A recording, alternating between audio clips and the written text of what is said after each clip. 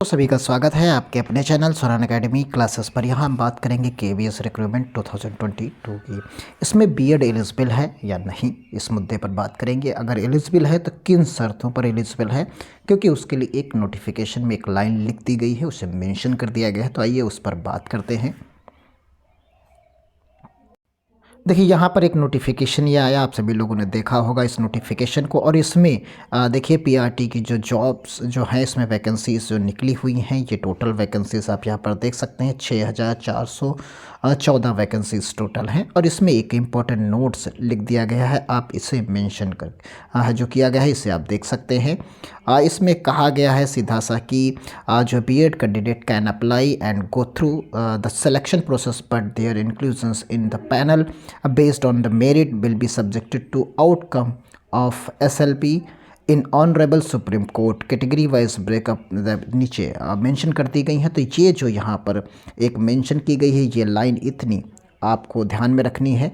इस लाइन का जो टोटल मतलब है वो ये है कि बीएड का जो कैंडिडेट है वो एलिजिबल है, वो इस फॉर्म को भर सकता है और सिलेक्शन प्रोसेस में पार्टिसिपेट कर सकता है। लेकिन अगर जो एसएलपी कोई दायर होती है या दायर हैं, उनमें का जो रिज़ल्ट आएगा बीएड को लेकर, उस पर अंतिम फैसला वही होगा। यानी अगर सुप्रीम कोर्ट कह दे कि अब इन्हें बाहर कर दिया जाए तो बाहर हो जाएंगे, अन्यथा की स्थिति में अभी तक की जो क्राइटेरिया जो बना हुआ है, एलिजिबिलिटी क्राइटेरिया, इसमें बीएड वैलिड है, उसमें एलिजिबल है।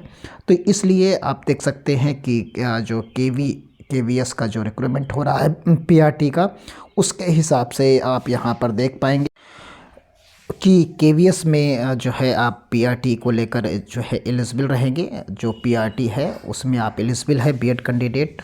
और आप सभी लोग पूरे मनोयोग से तैयारी करिए और आप अच्छे से पेपर दीजिए बिना किसी डाउट के, क्योंकि इन सभी पोस्ट पर आप भी एलिजिबल हैं, बीएड कैंडिडेट भी एलिजिबल है। और आने वाला जो एनईपी जो कहा जा रहा है, जो एनईपी लागू हुई है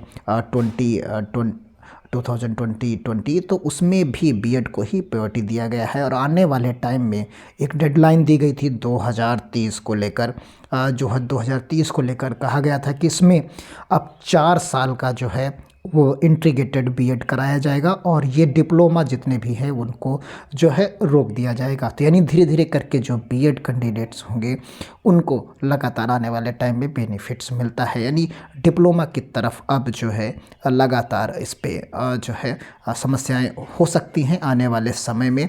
तो यानी अब इंटीग्रेटेड बीएड का जो है अब आने वाला समय है। आप देख सकते हैं इसी में लेटेस्ट एक न्यूज़ आई थी हरियाणा को लेकर। हरियाणा से में कहा गया कि जो आप डीएलएड करते हैं, जो डिप्लोमा करते हैं, वो जो है बंद कर दिया गया है, वो इसे समाप्त कर दिया गया है। हरियाणा जो सरकार ने है उसने जो है इसे रोक दिया है। यानी अब वो डीएलएड, यानी जिसे आप उत्तर प्रदेश में बीटीसी कहते हैं या डीएलएड कहते हैं या एलिमेंट्री एजुकेशन के नाम से भी अलग स्टेट्स में जाने जाते हैं, उस पर रोक लगा दी। यानी अब नया फॉर्म उस पर नहीं आना है। तो हरियाणा सरकार ने फ़िलहाल उस पर रोक लगा रखी है, डीएलएड का नया सत्र नहीं शुरू होगा। तो यानी कुल मिलाकर बीएड वालों को कोई किसी भी प्रकार की चिंता नहीं करनी है, तनाव नहीं लेना है, और वो इन सभी जो है वैकेंसीज़ के लिए एलिजिबल हैं। आसानी से तैयारी करें और इसके लिए सिर्फ आपको करना क्या है, आपको जो लेवल 1 होता है, जो पीआरटी जो है सीटेट होता है, वो क्वालिफाई होना चाहिए। यानी क्लास 1 से जो लेके 5 वाला होता है उसे आपको लेवल 1 कह लीजिए, उसे चाहे प्राइमरी सेक्शंस का सीटेट कह लीजिए, वो आप क्वालिफाई हो। एक बार क्वालिफाई कर लीजिए, लाइफ टाइम क्वालिफाई होता है। तो यानी एक बार आप कभी भी कर चुके हैं पहले या अब कर लीजिए, जो इस साल अभी आया हुआ है। तो ये इस तरीके से देख सकते हैं कि बिना किसी दिक्कत के आप पीआरटी में पार्टिसिपेट करिए, बीएड हो और आपके पास सीटेट हो, आप एलिजिबल हैं, फॉर्म भर सकते हैं। तो मिलते हैं अगली अपडेट के साथ, तब तक के लिए धन्यवाद। जय हिंद।